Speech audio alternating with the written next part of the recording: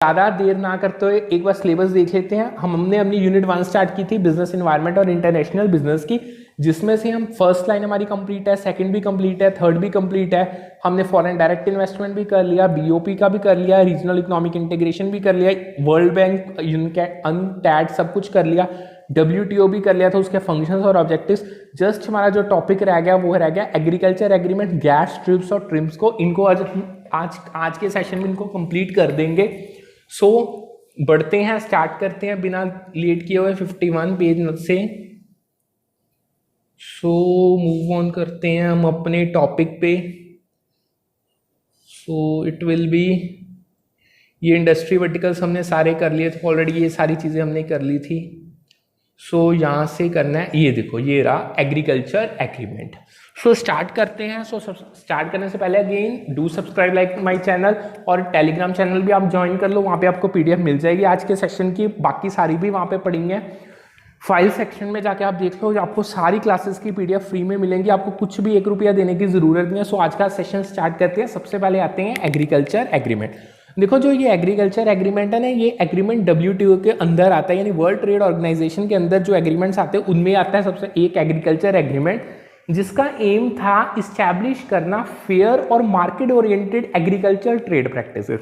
यानी जो आप एग्रीकल्चर में ट्रेड के, यानी एग्रीकल्चर ट्रेड के जो प्रैक्टिसेस फॉलो करते हो, एक तो वो फेयर होनी चाहिए, यानी सेकंड उसका मेन क्या एम था कि वो मार्केट ओरिएंटेड होनी चाहिए, यानी आप मार्केट में ज़्यादा से ज़्यादा एक्सेस कर पाओ। अब उसके ऑब्जेक्टिव्स क्या थे एग्रीकल्चर एग्रीमेंट के? सबसे पहला जो ऑब्जेक्टिव था एग्रीकल्चर एग्रीमेंट का वो ये था कि जो आप एग्रीकल्चर सब्सिडीज दे रहे हो उनको रिड्यूस करो, यानी रिड्यूसिंग एग्रीकल्चरल सब्सिडीज। देखो जब आप डिसिप्लिन और रिड्यूस करते हो जो आपके डोमेस्टिक एक्सपोर्ट मेजर्स है, आप अपनी एक्सपोर्ट सब्सिडीज को रिड्यूस करो, आप उन जो एग्रीकल्चरल प्रैक्टिसेस फॉलो की जा रही हैं जो ट्रेड को डिस्टॉर्ट करते हैं, यानी ट्रेड को खराब कर रही है, उनको रिड्यूस करो। ये इसका पहला ऑब्जेक्टिव था। इन शॉर्ट आप अपने डोमेस्टिक जो सपोर्ट दे रहे हो एग्रीकल्चर सेक्टर्स को, उसको थोड़ा रिड्यूस कर दो, उनको इतना कॉम्पिटिटिव बनने दो कि वो खुद अपने आप ग्लोबल मार्केट तक पहुंचे और अपनी मार्केट का एक्सेस इंप्रूव कर पाए। नेक्स्ट जो मेन था, आप अपने मार्केट एक्सेस को इंप्रूव करो, यानी इंप्रूविंग मार्केट एक्सेस। इससे क्या, इसमें क्या मेन रखा गया था कि जो आपका मार्केट एक्सेस है, जो एग्रीकल्चर प्रोडक्ट्स को मिल रहा है, उसको इनहेंस किया जा सके। अब इनहेंस कैसे होगा? आप जो टैरिफ रिडक्शंस हैं through tariff reduction and elimination of non tariff barrier. Simple बात वो कह रहे हैं, जितने भी आपके एग्रीकल्चर प्रोडक्ट्स हैं उनके मार्केट एक्सेस को इनहेंस करना चाहिए, वो बढ़ाना चाहिए। आप ये कैसे चीज पॉसिबल होगी? जब आप टैरिफ्स को रिड्यूस कर दोगे या आपके जितने भी नॉन टैरिफ बैरियर एप्लीकेबल उनको एलिमिनेट करो। नेक्स्ट जो इसका मेन ऑब्जेक्टिव था वो था स्पेशल सेफगार्ड मैकेनिज्म। अब जो एग्रीकल्चर एग्रीमेंट था ये अलाउ करता था कि डेवलपिंग कंट्रीज को कि वो इंपोज कर पाए कुछ इंपोर्ट रिस्ट्रिक्शन टेम्परेरी बेसिस पे इन केसेस ऑफ इंपोर्ट सर्जिस और प्राइस डिप्रेसिंग। यानी उन्होंने साथ में 2 चीजें बड़ी अच्छे से क्लैरिफाई की। वो ये कह रहे थे आप ये जो एग्रीकल्चर एग्रीमेंट था जितनी भी डेवलपिंग कंट्रीज है उनको अलाउ करता वो टेम्परेरी यानी कुछ टाइम के लिए इंपोर्ट रिस्ट्रिक्शंस इंपोज कर सकते हैं। करना कब है? जब कोई उनको ऐसा केस दिखे, यानी कि जब वो उनके इंपोर्ट्स बढ़ रहे हो, यानी वो सर्ज हो रहे हो या प्राइस डिप्रेशंस हो, तब इन 2 सिचुएशंस में आप टेम्पररी तौर पे रिस्ट्रिक्शंस लगा सकते हो अपने इंपोर्ट पे एग्रीकल्चर प्रोडक्ट्स के। नेक्स्ट था एक्सपोर्ट रिस्ट्रिक्शंस। देखो discipline export restrictions and ensuring transparency in their application. इसका मेन एग्रीकल्चर ऑब्जेक्टिव का काम, एग्रीकल्चर एग्रीमेंट का मेन ऑब्जेक्टिव ये था कि आपके जो एक्सपोर्ट रिस्ट्रिक्शंस है वो एक डिसिप्लिन्ड वे में होने चाहिए, एक स्ट्रक्चर्ड वे में होने चाहिए, यानी उसका आपको बेनिफिट मिलना चाहिए, आपको उसका कोई नुकसान नहीं होना चाहिए, और आप इनकी एप्लीकेशन में ट्रांसपेरेंसी लेके आओ, यानी किसी भी तरीके से जो आप एक्सपोर्ट रिस्ट्रिक्शंस ला रहे हो वो अनफेयर नहीं होनी चाहिए, वो फेयर ट्रांसपेरेंट हो, वो हर बंदे को फायदा दे। ओके, नेक्स्ट टॉपिक पे मूव ऑन करते हैं, वो था general agreement on trade in services, जिसे हम गैट्स के नाम से जानते हैं। इसकी फुल फॉर्म क्या थी? General agreement on trade in services. पहले गुड्स का था, अब हम सर्विसेज का कर रहे हैं। देखो जो गैट्स था ना, यानी कि WTO का एग्रीमेंट था जिसका मेन एम था ट्रेड जो सर्विसेज में किया जा रहा है उसको लिबरलाइज किया जा सके। जैसे बैंकिंग होगी सर्विसेज, अब सर्विसेज कैसी कैसी हो सकती है? बैंकिंग हो गया, टेलीकम्युनिकेशंस हो गया, एजुकेशन हो गया, हेल्थ केयर हो गया या टूरिज्म हो गया। अब कुछ ऑब्जेक्टिव्स थे गैट के, जो इनकी उनमें क्या क्या चीजें आती हैं उनको स्टडी करते हैं। सबसे पहला ऑब्जेक्टिव अगेन था मार्केट एक्सेस को इंक्रीज करना। देखो जो गैट्स था ना, इसका मेन काम था प्रमोट करना बैरियर्स को रिमूवल में, यानी आपके जो फॉरेन सर्विस प्रोवाइडर्स है उनको जो बैरियर्स फेस करने के पड़े उसके रिमूवल को प्रमोट करो। यानी इन शॉर्ट आप बैरियर्स को रिमूव करो, जिससे क्या होगा, जिससे आपको एक्सेस मिलेगा, आप अलाउ करेंगे न्यू मार्केट्स के एक्सेस को। नेक्स्ट था नेशनल ट्रीटमेंट। इसमें क्या था, आप इंश्योर कर रहे हो कि फॉरेन सर्विस प्रोवाइडर्स है उनको आप जो आपके फॉरेन सर्विस प्रोवाइडर्स है उनको आप लेस फेवरेबली ट्रीट करोगे as compare to domestic service providers. इसी कारण अगर आप उनको लेस फेवरेबल ट्रीटमेंट दोगे तभी आपके जो अपने डोमेस्टिक सर्विस प्रोवाइडर है वो कॉम्पिटेंट बन पाएंगे। लास्ट जो मेन इसका ऑब्जेक्टिव था वो था प्रोग्रेसिव लिबरलाइजेशन का, यानी जितनी भी आपकी ऑनगोइंग नेगोशिएशंस हैं आप उनको इनकरेज करोगे ताकि जो आप एक्सपैंड कर पाओ अपनी कवरेज को, और जितने भी आपके सर्विसेज का ट्रेड हो रहा उनको आप लिबरलाइज कर पाओ। ओके, अच्छे से आपको समझ आ गया होगा। नेक्स्ट टॉपिक में मूव ऑन करते हैं, वो था हमारा नेक्स्ट टॉपिक क्या था हमारा, एग्रीमेंट ऑन ट्रेड, मतलब नेक्स्ट टॉपिक है हमारा agreement on trade related aspects of intellectual property rights, यानी ट्रिप्स। बहुत इंपॉर्टेंट टॉपिक है, बहुत बार पेपर में पूछा गया। ट्रिप्स और ट्रिम्स का दोनों टॉपिक इकट्ठे करेंगे। सबसे पहले तो ट्रिप्स कर रहे हैं, जिसकी फुल फॉर्म क्या है, ये एग्रीमेंट है trade related aspects of intellectual property rights का। देखो जो ट्रिप्स है ना, ये भी एक WTO का एग्रीमेंट है जो सेट करता है इंटरनेशनल स्टैंडर्ड्स। अब ये इंटरनेशनल स्टैंडर्ड सेट किए जाते हैं आपकी जो इंटेलेक्चुअल प्रॉपर्टी राइट्स है उनको प्रोटेक्ट करने के लिए। अब आपकी इंटेलेक्चुअल प्रॉपर्टी राइट्स कैसे हो सकती हैं, आपके कॉपीराइट्स हो गए, आपके ट्रेडमार्क्स हो गए, आपके पेटेंट्स हो गए, आपके ट्रेड सीक्रेट्स वगैरह वगैरह। अब जो ट्रिप्स के ऑब्जेक्टिव थे वो ये थे, सबसे पहला तो ये ऑब्जेक्टिव था कि आप मिनिमम स्टैंडर्ड्स को एस्टैब्लिश करो। यानी इससे क्या होगा, इससे इंश्योर हो पाएगा कि एडुकेट प्रोटेक्शन दी जा रही है और इन्फोर्समेंट में लाई जा रही है इंटेलेक्चुअल प्रॉपर्टी राइट्स को अक्रॉस मेंबर कंट्रीज। जितने भी एग्रीमेंट की मेंबर कंट्रीज हैं उनको एडुकेट प्रोटेक्शन और इन्फोर्समेंट प्रोवाइड की जा रही है उनकी IPR के रिलेटेड।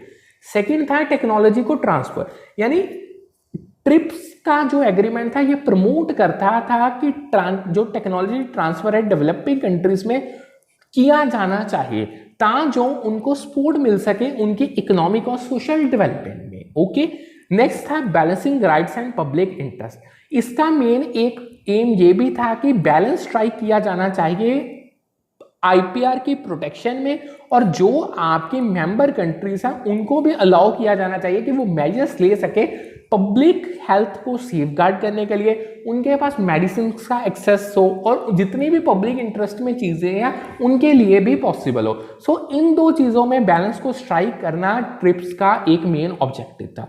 अगर मैं सिंपल में एक बार आपको रीकैप दूं तो जो ट्रिप्स है ये ऐसा एग्रीमेंट है जो प्रोटेक्शन प्रोवाइड कर रहा है और इन्फोर्समेंट प्रोवाइड करता है इंटेलेक्चुअल प्रॉपर्टी राइट्स को इंटरनेशनल लेवल पे। ये एक तरीके की मोनोपोली पावर ग्रांट करता है जो ओनर्स है इंटेलेक्चुअल प्रॉपर्टी को। सो इन शॉर्ट एक मैचिंग का क्वेश्चन आया था, वो मैंने डायरेक्टली यहाँ पे मेंशन कर दिया। उन्होंने कहा था आप ट्रिप्स को रिलेट करो। सो आप ट्रिप्स को डायरेक्टली रिलेट कर सकते हो कि ये प्रोवाइड करेगा मोनोपोली पावर्स जो आपके इंटेलेक्चुअल प्रॉपर्टी के ओनर्स हैं उनको। लाइक इंटेलेक्चुअल प्रॉपर्टी कैसी होगी, ट्रेडमार्क्स हो गए, कॉपीराइट्स हो गए, पेटेंट्स हो गए या ट्रेड सीक्रेट्स हो गए, एक्सेट्रा एक्सेट्रा। नेक्स्ट हमारा जो एग्रीमेंट आता है वो आता है ट्रिम्स का। अब ये था, इसकी फुल फॉर्म क्या थी, ये था agreement on trade related investment measures. जो पिछला था वो था trade related aspects of intellectual property rights यानी ट्रिप्स, इसीलिए यानी IPSUs पीछे हुआ था। अब ये है IMS यानी इन्वेस्टमेंट मेजर्स का। सो ट्रिम्स भी एक तरीके, यानी जो ट्रिम्स था ये भी एक वर्ल्ड ट्रेड ऑर्गेनाइजेशन का एग्रीमेंट था। अब इसका मेन एम डिफरेंट था ट्रिप्स के कंपैरिजन में। इसका एम ये था कि जो आपकी ट्रेड रिलेटेड इन्वेस्टमेंट मेजर्स हैं उनको रेगुलेट किया जा सके, जो आपका गुड्स में ट्रेड कर रहे हो यानी जो ट्रेड हो रहा है गुड्स में वो उसको अफेक्ट करेंगे। ओके, सो जो ट्रिम्स के मेन ऑब्जेक्टिव है उसमें सबसे पहला ये था कि prohibition of certain trade related investment measures, यानी आप कुछ सर्टेन ऐसी मेजर्स है ट्रेड रिलेटेड इन्वेस्टमेंट की उनको प्रोहिबिट करना। यानी इन शॉर्ट ये कहता था कि आप डिसिप्लिन करो इन्वेस्टमेंट मेजर को जो इनकंसिस्टेंट हैं with non discrimination principles and जो आपके ट्रेड को डिस्टॉर्ट करती हैं। यानी इन शॉर्ट जो मेजर्स आपके लिए नहीं एप्लीकेबल, जो ट्रेड को खराब कर रही हैं या जो नॉन डिस्क्रिमिनेशन प्रिंसिपल्स के साथ इनकंसिस्टेंट है, यानी वो डिस्क्रिमिनेटरी बन रही है किसी ना किसी वे में, सो उनको प्रोहिबिट करना पड़ेगा। सेकेंड था transparency and fair treatment.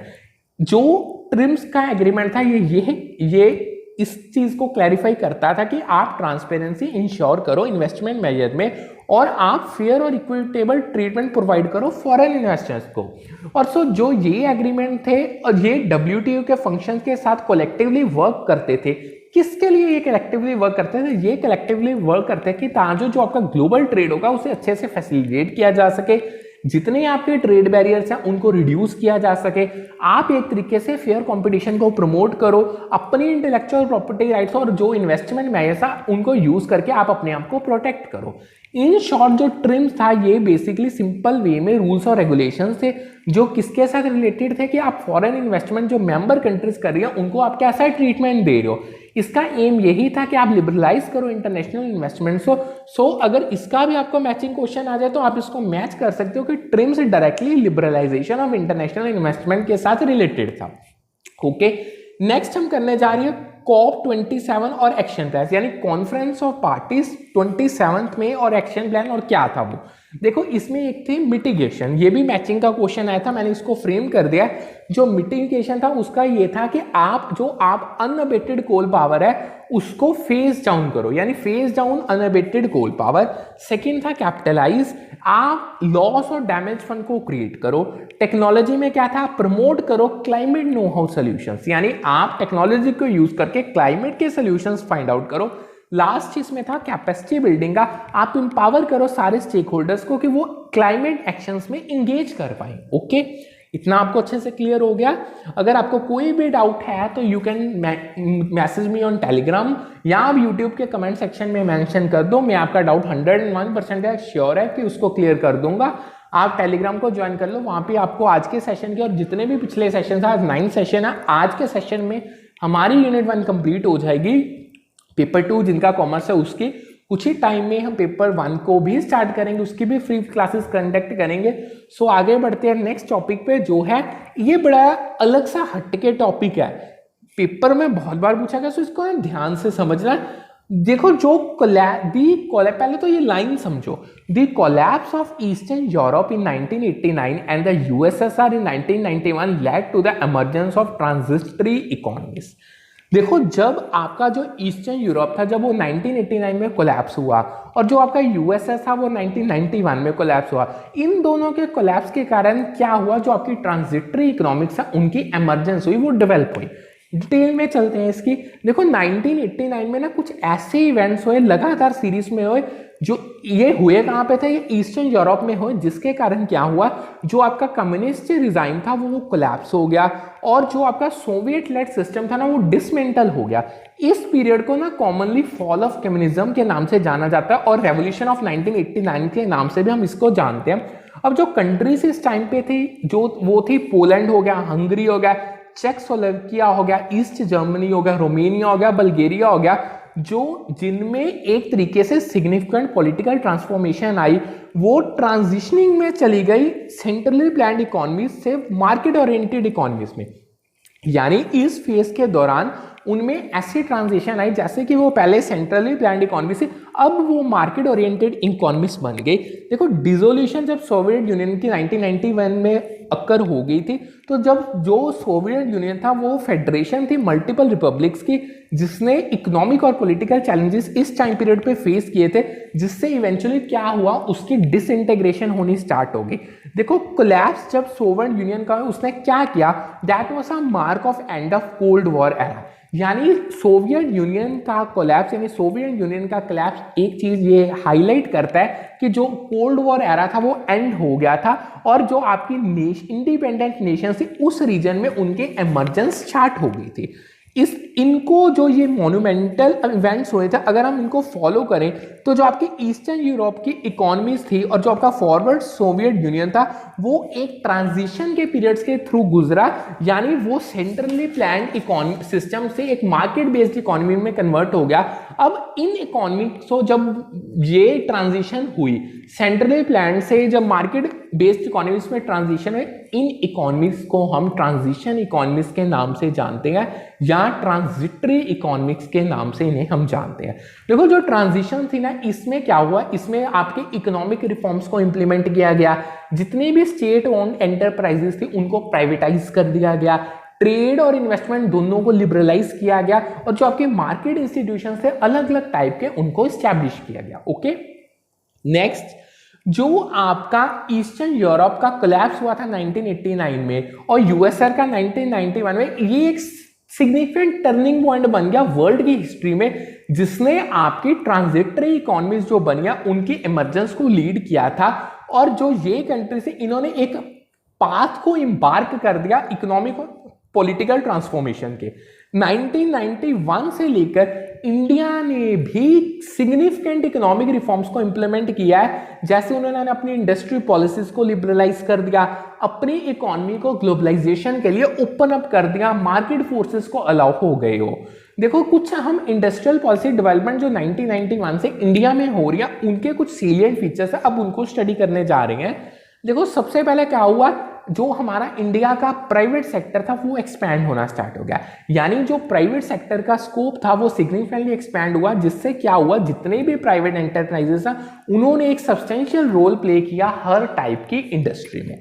Second जो इसका मेन फीचर था कि पार्शियल और full withdrawal of public sector, यानी कि जो गवर्नमेंट है उसने अपने आप को, यानी जो गवर्नमेंट की इन्वेस्टमेंट अपने डिफरेंट इंडस्ट्री में उसको डाइवेस्ट करना स्टार्ट कर दिया। जो ओनरशिप और कंट्रोल गवर्नमेंट का था सेवरल एंटरप्राइज, यानी इन सिंपल भाषा में अगर मैं आपको बताऊं तो गवर्नमेंट ने क्या किया, गवर्नमेंट ने डी इन्वेस्टमेंट स्टार्ट कर दी जो उनकी स्टेट कंट्रोल एंटरप्राइजेस थी या जिनमें उनका ओनरशिप थी।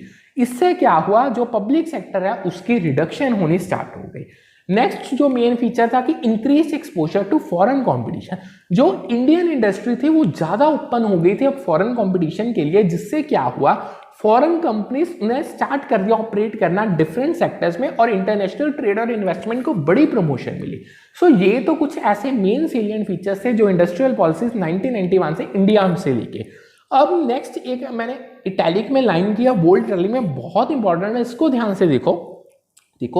जो इंडस्ट्रियल पॉलिसी 1956 की थी वो प्रॉम्प्टेड किसके द्वारा थी, by adoption of constitution of India. अब जो इसकी the implementation of economic planning and availability of sufficient funds for investment in the public sector, यानी जो आपकी 1956 की इंडस्ट्रियल पॉलिसी थी, मेन इसमें ये था कि ये जो प्रॉम्प्ट हुई थी ये हुई थी जब कॉन्स्टिट्यूशन ऑफ इंडिया की अडॉप्शन हुई और जो आपकी इकोनॉमिक प्लानिंग है उसकी इंप्लीमेंटेशन होगी और आपके पास सफिशिएंट फंड्स अवेलेबल थे इन्वेस्टमेंट के लिए पब्लिक सेक्टर में। अब जो ये तीन डेवलपमेंट से ये इन्फ्लुएंस हुई थी फॉर्मुलेशन ऑफ इंडस्ट्रियल पॉलिसीज के थ्रू। नेक्स्ट हमारा आता है कि हटके सा टॉपिक है second generation reforms in the country. अब ये second generation reforms in the country, ये एक तरीके से इकोनॉमिक रिफॉर्म्स है जिनका एम क्या था, यानी वो एलपीजी इनका एम था, लिबरलाइजेशन, प्राइवेटाइजेशन एंड ग्लोबलाइजेशन। अब जो ये रिफॉर्म्स थे इनका मेन फोकस था इकोनॉमिक ग्रोथ पे, फॉरेन इन्वेस्टमेंट को अट्रैक्ट किया जाए, जो आपकी एंटरप्रेन्योरशिप है यानी आप बिजनेसेस कर रहे हो उसको आप प्रमोट करो, आप अपनी इंफ्रास्ट्रक्चर को इंप्रूव करो और जितने भी आपके पास नॉलेज बेस्ड ग्लोबल इकोनॉमी आप उसको एक्सप्लॉइट करो। यानी आप अपने ग्लोबलाइजेशन पे आके आपको जितनी फॉरेन में इकोनॉमीज है जिनके पास अच्छी नॉलेज है उनको एक्सप्लॉइट करो, उनके मार्केट्स को आप जो आपको एक्सेस मिल जाए सके उनसे भी नॉलेज का। नेक्स्ट क्या है, देखो clean environment, population control measures और इंडियन ट्रांसनेशनल कॉर्पोरेशन की ग्रोइंग, ये एक पार्ट जरूर थे ब्रॉडर डेवलपमेंट गोल्स का, बट ये स्पेसिफिकली कंसीडर नहीं किए गए आपके सेकेंड जनरेशन रिफॉर्म्स के एज अ कंपोनेंट। यानी जो सेकेंड जनरेशन रिफॉर्म्स है वो मैंने आपको एलपीजी के नाम पे बता दिए, बट इनमें अगर आपको कोई पूछ ले कि जैसे इन्वायरमेंट को क्लीन करना, पॉपुलेशन कंट्रोल मेजर्स को इंप्लीमेंट करना, या आप अपनी जो इंडियन ट्रांसनेशनल कॉर्पोरेशन है उनकी ग्रोथ को स्टडी करते हो, ये चीजें ब्रॉडर डेवलपमेंट गोल्स का जरूर हिस्सा थी, बट ये सेकेंड जनरेशन रिफॉर्म्स में डायरेक्टली उसके कंपोनेंट्स नहीं थे। ओके, नेक्स्ट हम करने जा रहे हैं ट्रिम्स और trips provisions facilitate and promote FTI. Obvious बात है ये दोनों वर्ल्ड ट्रेड ऑर्गेनाइजेशन के एग्रीमेंट्स थे, सो ये आपकी जो एफटीआई है उसको डैम श्योर है ये फैसिलिटेट भी करेंगे, प्रमोट भी करेंगे। अब जो ये स्टेटमेंट थे ना ये बिल्कुल करेक्ट थे, ये हाईलाइट कर रही थी रूल्स ट्रिम्स और ट्रिप्स का। ट्रिम्स आपको पता है जो आपके ट्रेड रिलेटेड इन्वेस्टमेंट मैगजीन्स हैं, ट्रिप्स यानी जो आपके ट्रेड रिलेटेड एस्पेक्ट्स हैं इंटेलेक्चुअल प्रॉपर्टी राइट्स के। अब ये प्रोविजंस हेल्प करती थी प्रमोट करने में फॉरेन डायरेक्ट इन्वेस्टमेंट को। ओके, अब उन्होंने इसका ना एक रीजन दिया था, वो भी समझो। उन्होंने क्या कहा था, जो ट्रिम्स एंड ट्रिप्स है प्रोविजंस है, these remove restrictions and address capital flaws. अब जो ये रीजन दिया गया था पेपर में, उन्होंने पूछा ये करेक्ट है या नहीं, बिल्कुल एब्सोल्युटली ये भी करेक्ट था, क्योंकि जो ये है ये एक्सप्लेन करता है कि ट्रिम्स और ट्रिप्स की जो प्रोविजन है वो फैसिलिटेट कर रही है और एफटीआई को प्रमोट कर रही है, जबकि जो ये प्रोविजंस है ये सर्टेन रिस्ट्रिक्शंस को एड्रेस भी करेंगे, इंटेलेक्चुअल प्रॉपर्टी राइट्स को एड्रेस करेंगे, और इनका जो प्राइमरी पर्पस है ना वो कैपिटल फ्लो के साथ ही रिलेटेड है, जो बेटर है, यानी but rather to trade and investment policy. मतलब कहने का क्या है, देखो जो इसका प्राइमरी पर्पस है इन शॉर्ट वो कैपिटल फ्लो के साथ, ट्रेड और इन्वेस्टमेंट का तो नाम है, ट्रेड हो चाहे इन्वेस्टमेंट हो पैसा तो आना ही आना है, यानी कैपिटल फ्लोज तो होगा ही होगा। सो वो उसका एक प्राइमरी मोटिव बन गया था। ओके, नेक्स्ट हमारा एक और यूनिक टॉपिक है जो पेपर में बहुत बार पूछा गया, वो है BRI का, जिसे हम बेल्ट एंड रोड इनिशिएटिव के नाम से भी जानते हैं। देखो ये एक तरीके की ना डेवलपमेंट स्ट्रेटेजी थी जिसे प्रपोज किया था चाइनीज गवर्नमेंट में, जिसका एम क्या था, इनहेंस किया जाए आपकी कनेक्टिविटी और कोऑपरेशन को बिटवीन कंट्रीज। अब ये कंट्रीज कौन सी थी, Asia, Europe, Africa and beyond. इसका मेन फोकस था कि इंफ्रास्ट्रक्चर को डेवलप किया जाए, जितनी भी आप ट्रेड करिए उसको अच्छी फैसिलिटेशन की जाए, आप इकोनॉमिक कोऑपरेशन को बूस्ट करो अपनी पार्टिसिपेटिंग कंट्रीज में। ओके, क्लियर है आपको। अब नेक्स्ट हम कुछ ऑर्गेनाइजेशंस और उनके मेन हेडक्वार्टर्स और ऑफिस स्टडी करने देखें। देखो जो आपका वर्ल्ड ट्रेड ऑर्गेनाइजेशन का मेन हेडक्वार्टर है वो है जिनेवा स्विट्जरलैंड में। जो आपका IMF है, इंटरनेशनल मॉनेटरी फंड, उसका मेन हेडक्वार्टर वॉशिंगटन DC यानी United states of America US में है। FAO जिसे हम फूड और एग्रीकल्चर ऑर्गेनाइजेशन के नाम से जानते हैं, यानी वो रोम इटली में है। EU European union Brussels Belgium में इसका हेडक्वार्टर। सो आप इसके नाम इनफ है आपके लिए, आप इनको ही स्टडी करो, बस इससे ज्यादा वो डीप नहीं जाएंगे। मैंने आपको इन डेप्थ करवा दिया जितना आपको पेपर में पूछा जाएगा। नेक्स्ट वो क्या कह रहे हैं, अब इंटरनेशनल लिक्विडिटी की एक चीज आ गई है। देखो जो इंटरनेशनल लिक्विडिटी है उसमें international reserves which are asset held by central bank आएंगी, यानी इंटरनेशनल लिक्विडिटी इंटरनेशनल रिजर्व्स को इंक्लूड करेगी अपने आप में, जो एक तरीके से एसेट्स होते हैं जिनको सेंट्रल बैंक हेल्ड करती है। अब जो आपके ये जो लाइन्स हैं इनको आप ध्यान से समझो। जो इंटरनेशनल लिक्विडिटी है ना, इसमें डिफरेंट टाइप्स की गोल्ड की होल्डिंग्स, यानी ऑफिशियल होल्डिंग्स क्या गोल्ड की, फॉरेन एक्सचेंज क्या है हमारे पास वो आ जाए, उसकी होल्डिंग्स हो गई, स्पेशल ड्रॉइंग राइट्स हो गए, SCRs हो गए, और रिजर्व पोजीशंस आ जाएंगी इंटरनेशनल मॉनेटरी फंड की जो अवेलेबल है इंटरनेशनल ट्रांजैक्शंस को। यानी इन अब जो ये होंगी ना तीन चीजें, ये इंटरनेशनल मॉनेटरी फंड में होंगी जो आपके पास अवेलेबल है अपनी इंटरनेशनल ट्रांजैक्शंस को सेटल डाउन करने के लिए। अब इंटरनेशनल लिक्विडिटी सिंपल वे में इंक्लूड करेगी foreign exchange reserves, gold reserves, और आपके जो डिफरेंट कंट्रीज हैं उनके बोरोइंग कैपेसिटी को। अब जो ये कंपोनेंट्स है ये कंट्रीब्यूट करेंगे ओवरऑल लिक्विडिटी और स्टेबिलिटी इंटरनेशनल फाइनेंशियल सिस्टम में, यानी जितने आपके पास आपकी कैपेबिलिटी होगी पेमेंट देने की, उतनी ओवरऑल लिक्विडिटी और स्टेबिलिटी होगी इंटरनेशनल फाइनेंशियल सिस्टम में। ओके, नेक्स्ट आगे मूव ऑन करते हैं। लास्ट टॉपिक है आज का सेशन कुछ छोटा रहेगा क्योंकि हमारा बहुत कम सिलेबस रह गया था यूनिट 1 का। सो नेक्स्ट टॉपिक पे मूव ऑन करते हैं। देखो ध्यान से समझो, the main government agency responsible for development and monitoring international trade in India is the department of commerce. यानी इंडिया में जो मेन गवर्नमेंट एजेंसी है जो हमारे इंटरनेशनल ट्रेड की डेवलपमेंट को और ट्रेड को, जो हमारा इंटरनेशनल ट्रेड हो रहा है उसको मॉनिटर करती है, उसे हम डिपार्टमेंट ऑफ कॉमर्स के नाम से जानते हैं। इसको आप याद रखना, पेपर में बहुत बार पूछा गया है। ठीक है, अब ऐसे कुछ हॉट टर्म्स करेंगे। देखो एक ऐसी इकोनॉमी जिसकी जो कैरेक्टर साइज है स्मॉल रीजनल सप्लायर से, जो अपने गुड्स को सेल करते हैं लोकल बेसिस को, उसको हम फ्रेगमेंटेशन कहते हैं। ओके, नेक्स्ट क्या है, जब स्टैंडर्डाइज्ड ब्रांडेड गुड्स सेल किए जाते हैं नेशनल लेवल पे, यानी आप अपने स्टैंडर्डाइज्ड और ब्रांडेड गुड्स को सेल कर रहे हो नेशनल लेवल पे, उसे मास मार्केटिंग कहा जाता है। इनको बहुत अच्छे से आप अपने दिमाग में बिठा लो, बहुत इंपॉर्टेंट चीजें हैं ये। नेक्स्ट आता है, एक ऐसा एरा मार्केट डिफरेंशिएशन था जो किस पे बेस्ड था, डेमोग्राफिक, सोशो इकोनॉमिक या लाइफस्टाइल फैक्टर, यानी ये मार्केट सेगमेंटेशन यानी सिंपल सेगमेंटेशन होगी। ओके, टेक्नोलॉजिकल एडवांसमेंट्स होगी किसमें, स्पेशली जो आपका डिजिटल कम्युनिकेशन का एरिया था उसमें, जो मार्केटर्स को अलाउ कर रहा था कम्युनिकेट करने के लिए इंडिविजुअल कंज्यूमर्स के साथ और ये छोटे छोटे ग्रुप्स के साथ, उसे हम हाइपर सेगमेंटेशन कहते हैं। आपने ये सुना भी नहीं होगा ये, बट ये पेपर में आए हैं। यानी हाइपर सेगमेंटेशन क्या होता है मैंने आपको बता दिया। सो यहाँ पे हमारी यूनिट 1 कंप्लीट होती है। एक बार